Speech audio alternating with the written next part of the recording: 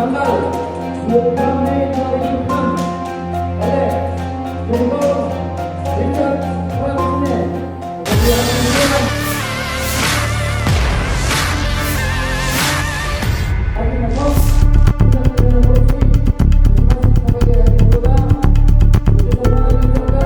Enam terdakwa korupsi dana Badan Amil Zakat Nasional atau Basnas Kabupaten Nreka divonis bebas di Pengadilan Negeri Makassar pada Kamis 7 Mei 2026.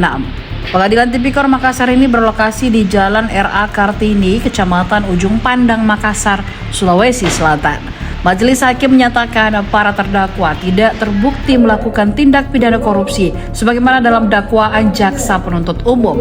Putusan tersebut dibacakan dalam sidang yang dipimpin Hakim Ketua Joniko Richard Franz Sine di ruang Harifin Tumpah.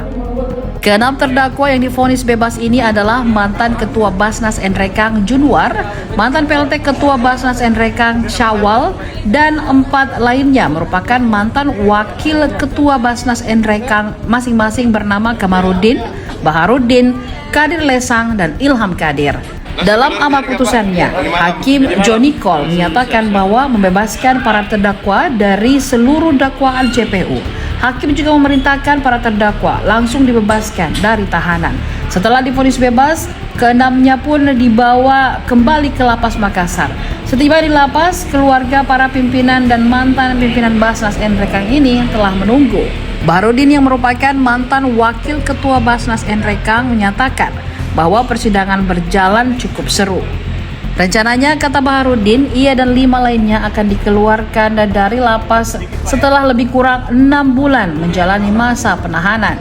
Sementara itu, Ketua Tim Kuasa Hukum ke-6 terdakwa, Mahyudin Jamal, menyatakan dari awal perjalanan kasus kliennya ini terdapat kejanggalan konstruksi hukum. Adapun jumlah kerugian yang didakwakan, kata Mahyudin, sekitar 16,6 miliar rupiah. Mahyudin pun menyebut bahwa putusan bebas terhadap kliennya itu sudah bersifat ingkrah dan mengikat. Alhamdulillah atas doa masyarakat kita. Ya, seperti apa jalannya tadi persidangan sampai? Kira sangat seru. Ya, artinya memang tidak terbukti Pak ya? Tidak terbukti sama sekali. Satu sen pun tidak ada yang. Ini berapa orang ya langsung diponis bebas ini? 6 orang. 6 orang. Siapa-siapa saja? 1 Adi Sawal, 2 Jumat, 3 Juta Marudin, 4 Ilham Kadir, 5 Kadir Lesan, dan saya Baharudin. Yang ini umumnya diponis bebas anggota Basnas semua atau? Iya. 1 pelaksana tugas selama 3 bulan. Oh gitu. Hanya pelaksana tugas. Oh baik. Jadi sebelum saya sampai ke menceritakan detail perkara Basnas Nrekang yang teman-teman dari tim Kantor Laboratories Associated mendampingi, itu awalnya dari dugaan tindak pidana korupsi yang dilakukan oleh ke-6 klien kami. Jadi diantaranya adalah yang pertama adalah mantan PLT Ketua Basnas, dalam hal ini Haji Syawal. 5 diantaranya itu, yang pertama adalah Ketua Basnas Nrekang, Bapak Dr. Janwar. Yang ketiga adalah Haji Kamarudin. Yang keempat adalah Kamarudin, Baharudin. Yang kemudian Kadir Lesang dan Dr. Ilham Kadir.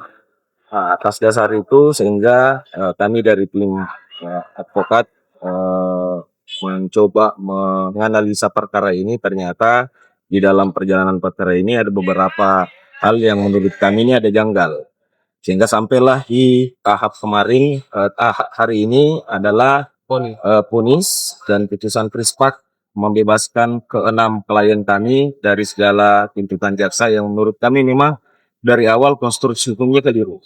Jadi konstruksi hukumnya itu sebenarnya diarahkan ke tindak pidana korupsi, padahal sebenarnya faktanya adalah perkara ini sebenarnya adalah dana zakat infak sedekah. Jadi bukan dana hibah. Seperti itu.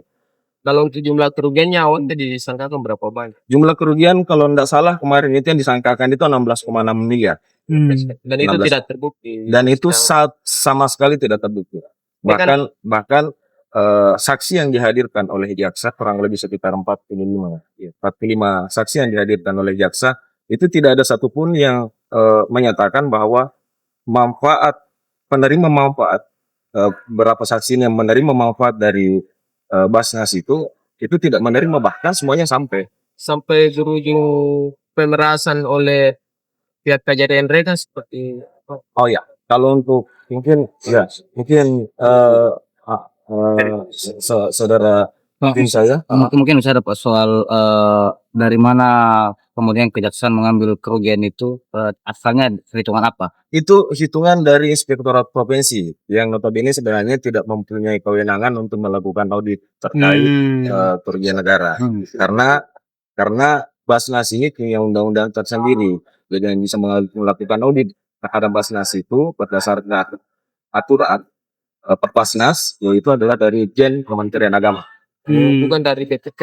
Bukan dari BPK. Atas dari putusan ini, ketika jaksa mengajukan banding, apa langkah hukum yang diambil? Yang pastinya sekarang sudah tidak ada upaya hukum lagi. Jadi ketika ini terkait undang-undang KUHP baru, jadi putusan hari ini itu sudah final dan tidak ada lagi upaya hukum. Final dan mengikat. Tapi kan namanya. Download Tribun X sekarang. Menghadirkan lokal menjadi Indonesia.